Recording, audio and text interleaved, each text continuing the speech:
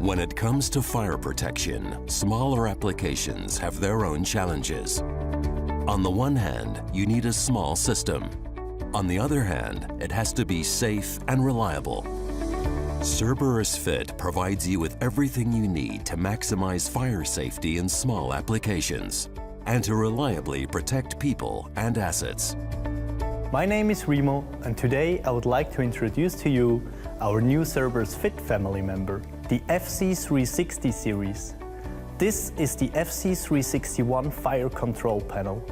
The FC361 is a one-loop addressable fire control panel which can connect up to 126 devices. This makes it the ideal solution for smaller applications like shops in a shopping center, small hotels or hostels, nursing homes, schools, etc. The FC361 supports most devices of our comprehensive CNET portfolio, including a full range of automatic smoke and heat detectors, manual call points, alarming devices, and many more. Of course, you can also connect the deception-free ASA detectors that have our unique advanced signal analysis inside. Because when it comes to safety and false alarm prevention, we don't leave reliability to chance, whatever the size of your application. The FC361 is available in two housings, depending on the battery size, up to 12 or 25 ampere hours. The standard version offers 2 collective sounder circuits, 4 programmable input-output connectors, 3 relay outputs, and space for optional equipment, such as the output card 4M with 4 additional monitored outputs, the 16 LED zone indicator, or the RS232 or RS485 communication module. What's more, with the FC360 series from Cerberus Fit, installation and commissioning are a snap. No extra software is required. The panel comes with an integrated configurator that allows you to quickly and easily modify settings. Let's summarize. The FC360 series from Cerberus Fit is a small but advanced system that lets you easily maximize safety for people and assets in any smaller application.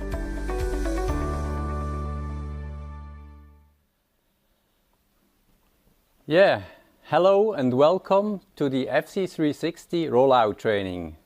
A warm welcome to the Middle East and Asia, especially to Saudi Arabia, the Emirates, India, Malaysia, Thailand and Indonesia. Yeah, actually this training was initiated by the local sales manager Girish and the product management, in particular Rainer Potika, in order to grow your business out in the regions. Yeah, and more else, we have some people at headquarters here on board. It's not just me.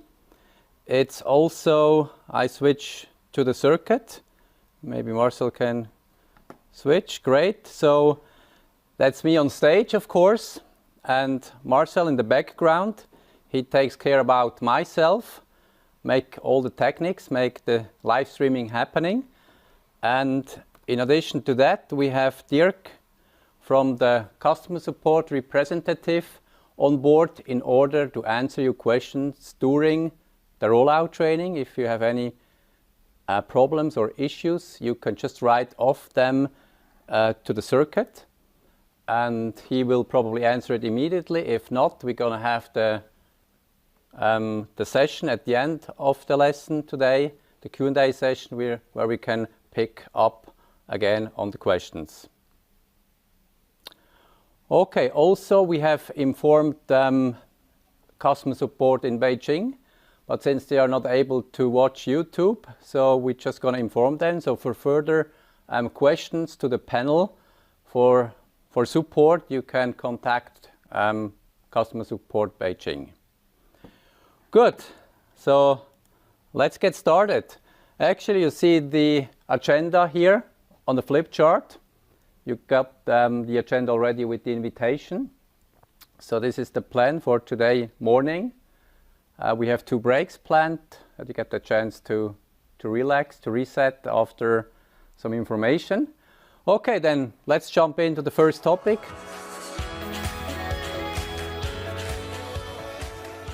System overview. So system overview, we're going to talk about the system in general. Maybe we can switch to my, thank you, to my laptop. And maybe some information with regards to the presentation. I mainly follow the technical manual during this training, and I actually added some more documents to this PDF, and I bookmarked it on the left side. So this is actually the flow we're going to go through. I added all important or needed questions to this PDF, so I can easily continue the training and following the flow here. Okay. Very important, first of all, I would like to give you some information about the system. You have already heard or saw some information in the introduction video. Nevertheless, I would like to highlight the main points. So first of all, we're going to talk about the panel types who are available, the audible equipment. Then secondly, we're going to talk about the CNET devices. And another point, of course, is the onboard relays and outputs and sounder lines.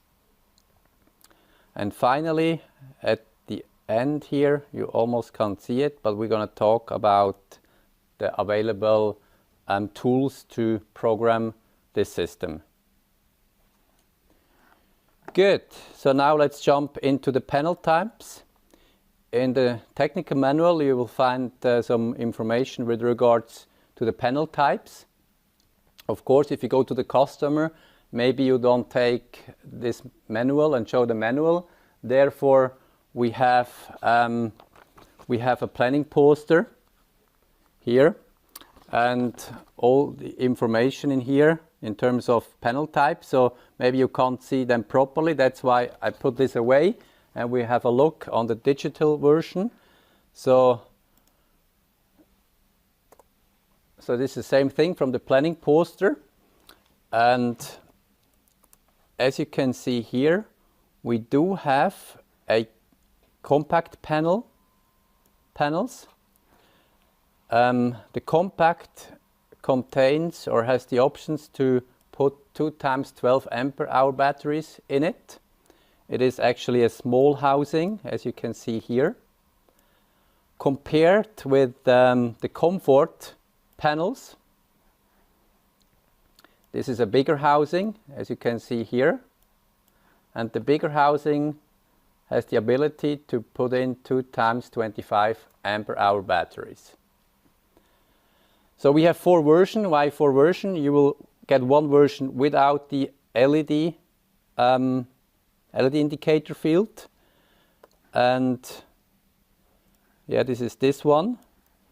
So that means you can order already a complete system, including the LED indicator field, and as well, of course, the comfort panel. And I believe that there is some other optional modules, but as you can read yourself, there we have an evacuation module, mainly used for the Netherlands. So I'm sure that your market doesn't require this module. Then we have the Nordic key switch here. Probably you won't use them. And I don't know what about the normal key switch. Why do you use the key switch? This is for example, to enable access level 2, for instance, instead of giving to put in the PIN number actually. Good. Now let's have a closer look to the panel, to the inside of the panel.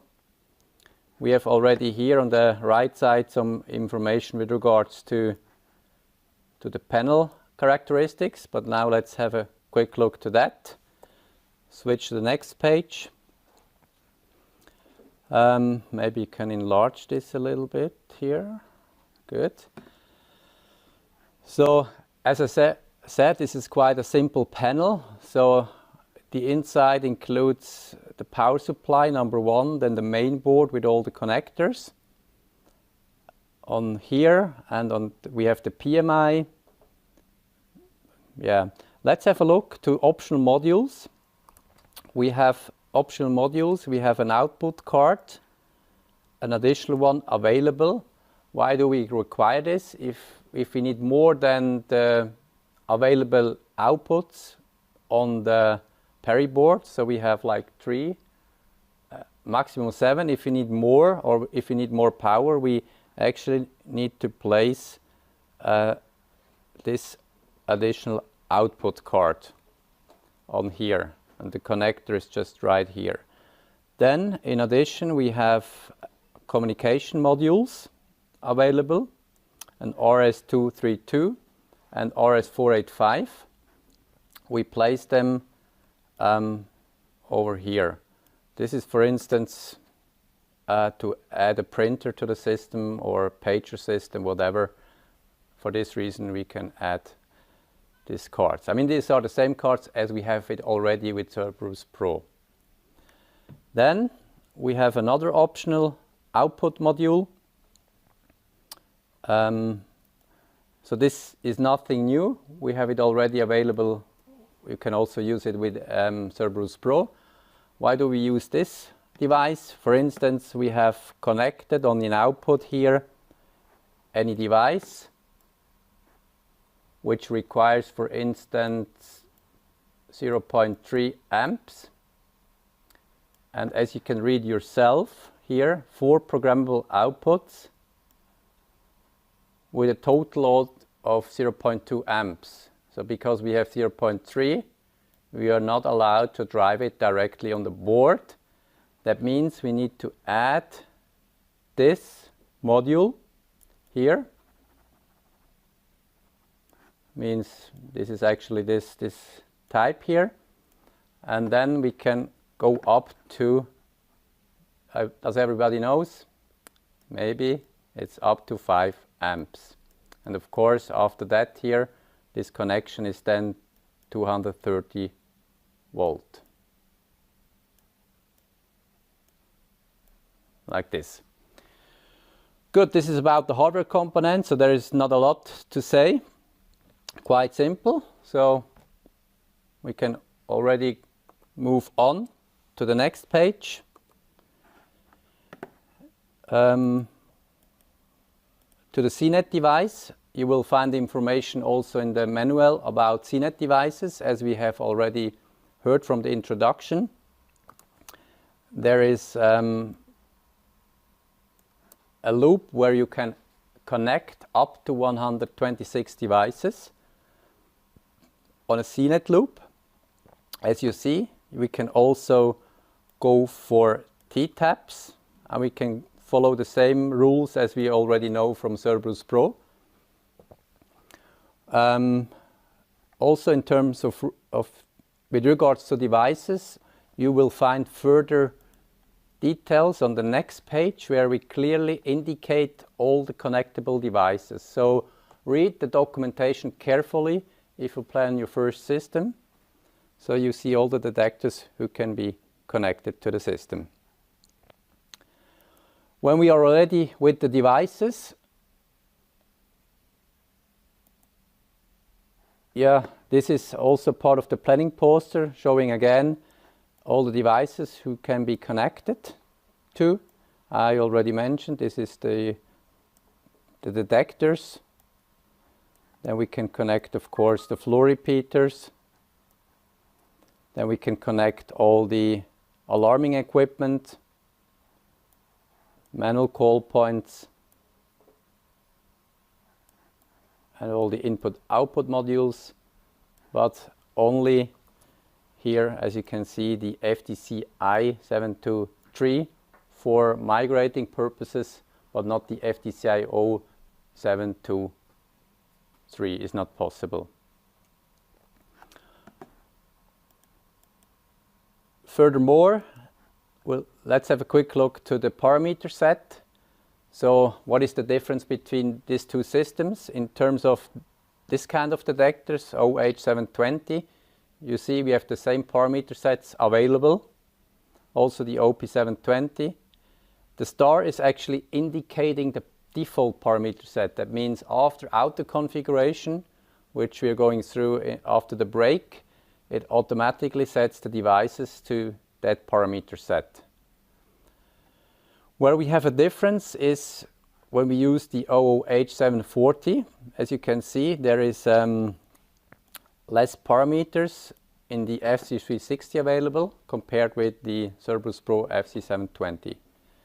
The same thing, of course, is with the OOHC740. We have just one parameter set available here.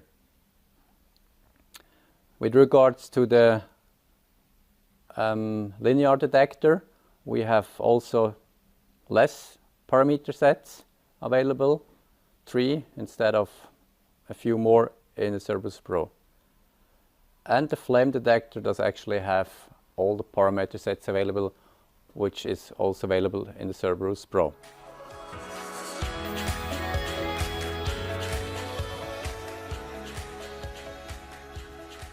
Good, so we can gradually move on to the next topic, which is planning, since you have now an overview about the system. In the planning, I will go for a live demonstration.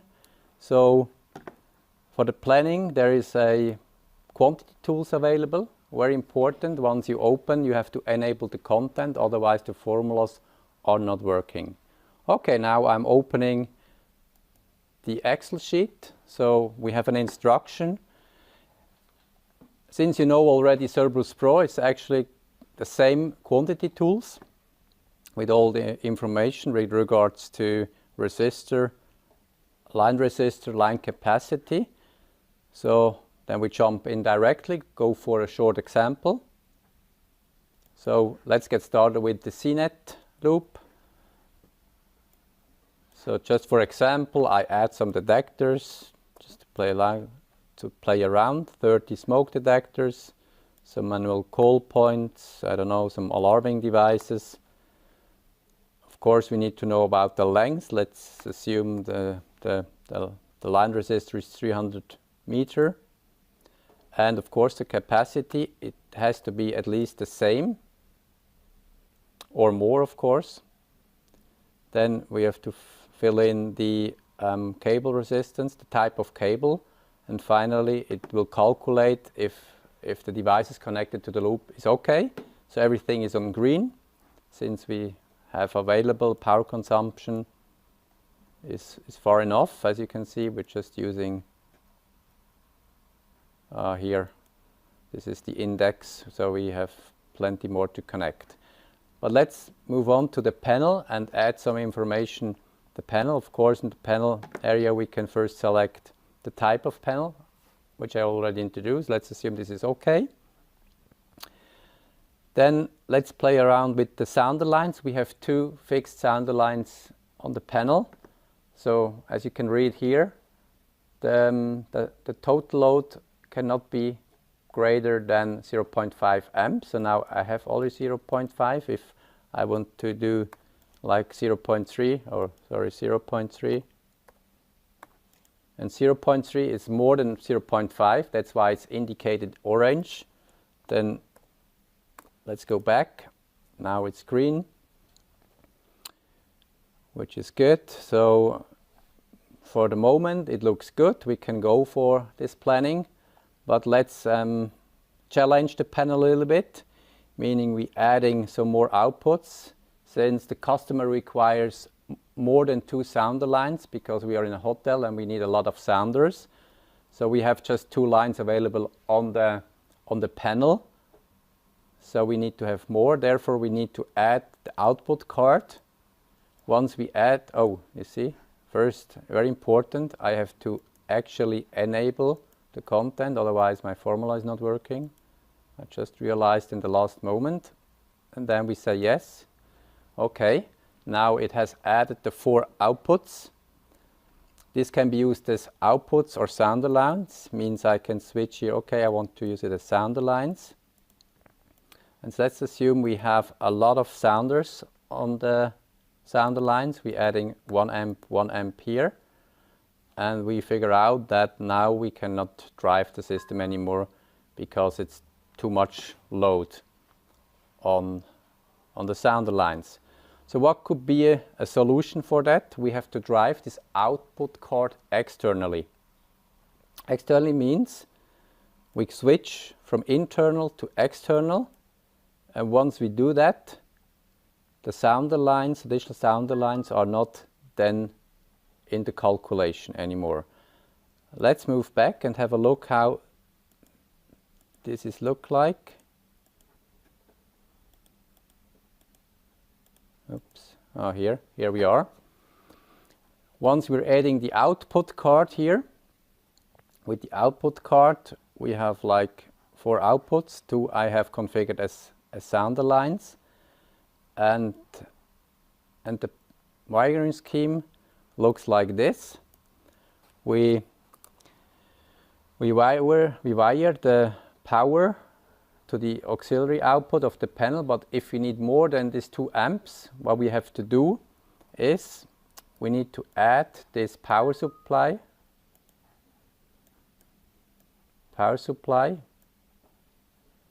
and then we connect the power to the output card to the power supply, and not anymore to this output.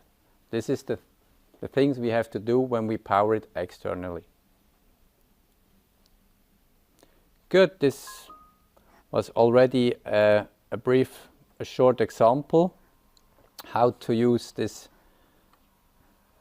quantity tools. I mean, of course we can continue, but it's the same as we already know from Cerberus Pro. We can change the required standby time if required.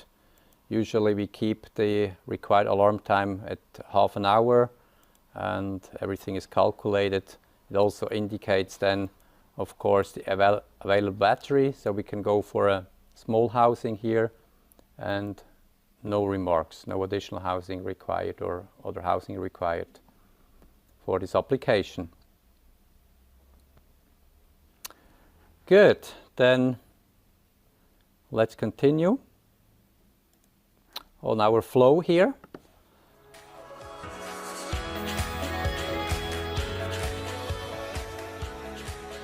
So planning is done. Now we come to the installation panel.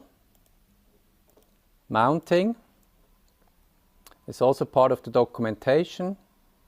You have to follow your local regulation in order to mount the panel. Here is advice how it should be done. Then for the mounting, actually, there is a very nice document you see here. Actually, you get this kind of documentation, this manual, when you order the panel. It's delivered with the panel itself, with the box, so you don't have to print out anything. You have exactly the information which I'm showing here, delivered with the panel. So it tells you exactly what to do with pictures. So I really like that. And once it's mounted, of course, with the 3 screws, next step is to power on, or to connect the powers. And once we're connecting everything, let's get the chance to look at the terminals. So the terminals, as you can see, we have the 2 sounder lines which are fixed. Then we have auxiliary power for some devices we have out in the field, whatever. We have I/O module inputs or outputs. Maybe you know already from the introduction movie. So we have 4 in number. They could be configured either as inputs or outputs. That's why we have the 2 symbols. This is an input wired from the common to the 0 volt is for the inputs, and the outputs relay, if wired or if programmed as a relay, we connect it to the 24 volts. So either or 4. So we can use 2 inputs, 2 outputs, whatever is required. Then in addition to that, we have 3 relays. The 3 relays are basically configured as default already as a fire transmission, full transmission, and a fire control. And finally, the loop. On the Peri board itself, let's have a quick look. I mean, we can have a look here or on the panel itself, but maybe here is also nice to look at. We have 2 buttons to press. This is S1 and we have an S2 button. So what is S1? I can scroll down and S1 tells me this is the reset button, panel shuts down and restarts. This is a kind of a cold start. And S2 resets key for detection module for the CNET line to reset. So we have the two buttons here. Once again, this one is for the cold start here. Then there is the Ethernet connection over here. Then also very important, we will come back to that later on, there is a switch actually to switch off the buzzer. So once you install it and you're bothered by the beeping of the panel, during the installation you can temporarily switch it off, but of course after commissioning you should put it back. Yeah, and the connectors for the output module, for the PMI are here as well on the left side.